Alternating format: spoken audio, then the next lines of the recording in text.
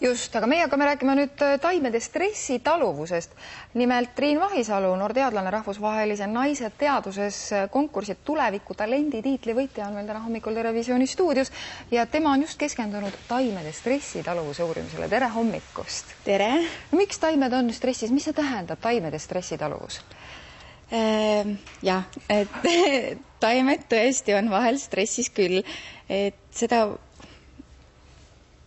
võib võrrelda sellega, et kui tegelikult minust esmalt võib öelda, et taimede elu on palju keerulisem kui loomadel ja inimestel siin maa peal, sest nemad on juurtega kinni seal kohas, kus nad kasvavad ja mis iganes ebasoodsad tingimused saabuvad, nad peavad siis nendega kohanema. Ja taimedele põhjustavad stressi siis kas liigne kuumus, külmus, soolsus, patogeenid, osoon näiteks on üks põhiline saasteaine, mis on õhus, kuivus, veepuudus, et neid on igasuguseid erinevaid. Ja kui me võtame kas või praegu näiteks toome paralleeli Jaapanis, siis seesama radiatsioon võib ka taimedele. No muidugi, kindlasti, jaa. Nii, ja mida teie nüüd uurite? Mis teie selle suure uurimuse eesmärk on? Mis nende taimedega peaks juhtuma? No meie uurime, jah, meie oleme keskendunud taimede osoonitundlikkuse uurimisele ja mis on siis põhiline saasteaine õhus, mis iga aasta põhjustab saagikuse langust ja tegelikult kahjustab ka looduslikke liike. Ja eks see eesmärk on esmalt siis aru saada, et mis taimedega toimub ja võib-olla siis kunagi jõuda rakenduseni, et aretada põllukultuure, mis oleksid osoonile vähem tundlikud. Teisisõnu, Triin Vahisalu on ka Eesti põllumeeste lootuspääste ingel tulevaste paremate saakide nimel. Kuidas üldse toimub see taimede puhul? Inimeste haiguste puhul me teame, sellised väiksed laborihiired on need, kes toimetavad ja kes peavad kogu inimese parema tuleviku nimel ise siis ohvriks olema. Et kuidas see taime arendamise ja kasvatamise puhul toimub? Jah, taime, eks kasutatakse loomulikult erinevaid taime uurimiseks, aga meie kasutame sellist taime nagu Arabidopsis thaliana, et see eesti keeles on müürlook ja see on kõige levinum mudelorganism, täpselt õige võrdlus hiirega taimeteaduses ja see on iseenesest väike umbrohi. Ja kasvab teda üle maailma, et ta ei ole just Eestile iseloomulik. Täpselt, et see kasvab praktiliselt üle maailma. Mismoodi see uurimine käib siis? Kasvatate seda väikest taime ja ega ta teile ju mingisugust teadmist ei anna, et ei koputa klaasi peale, kuulge, nüüd on mul halb. Et kuidas te seda taime uurite?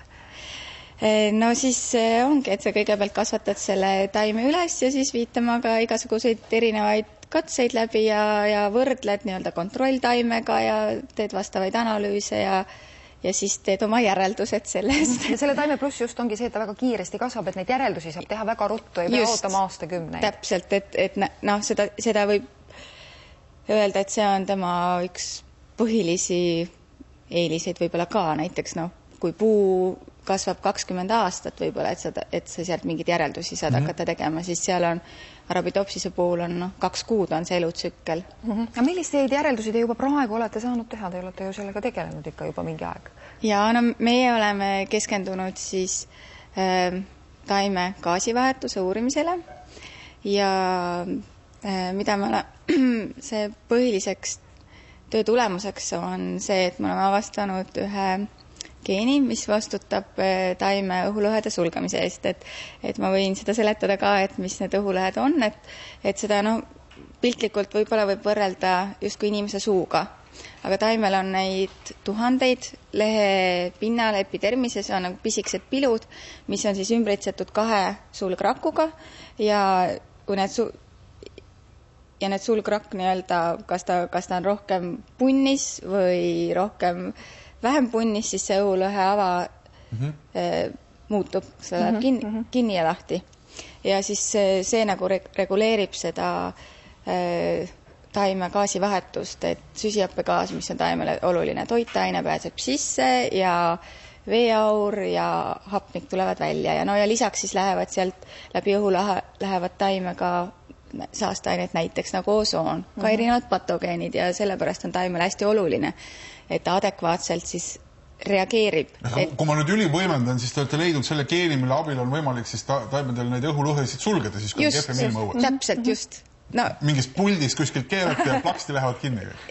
No, piltlikult öeldes jah, et kui on nii-öelda olud on kehvad, siis ta paneb oma õhulõhed kinni ja see geen, mille me oleme avastanud, see siis nii-öelda kodeerib ühte anioonkanalit selles õhulõhe membraanis, mis siis vastutab anioni väljuvoo eest sealt sulgrakust ja selle kaudu lõpptulemusena siis turgor selles rakus väheneb ja õhulõhe sulgub. Väga tore neile kuulata inimest, kes räägib eesti keeles, aga peaaegu ei saa millest keeles. See on väga tore. Ühe küsimuse siiski veel, Triin, mida see tiitli võitmine naised teaduses tegelikult nüüd annab konkursi võidutiitel?